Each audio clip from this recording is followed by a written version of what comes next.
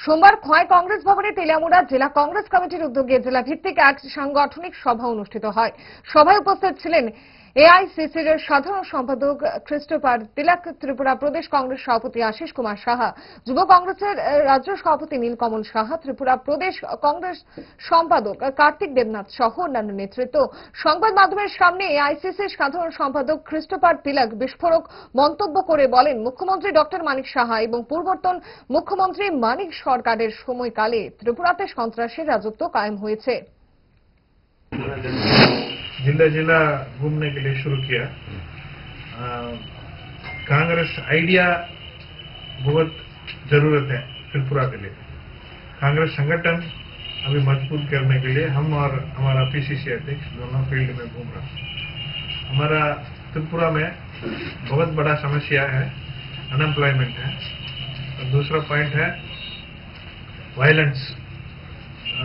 Violence against women. ये दोनों एक स्टेट में होता है, फिर उधर विकास के बारे में कुछ बोलने के लिए जरूरत नहीं। उधर राजनीति सिर्फ वायलेंस को ऊपर चला रहा। हमारा मानिक सरकार हो और मानिक साहा हो, दोनों वायलेंस का पकड़ के राजनीति कर रहा है। ये राजनीति में महिला को और युवा को कुछ फायदा नहीं मिलेगा। ইচ্ছে করে ডায়েটটা ভুলে রোলটা ফুচকাটা খেতে, কিন্তু মনে রাখতে হবে 5 দশক ধরে গ্যাস, অম্বল ও পেটের সমস্যার একমাত্র সমাধান গ্যাস নল।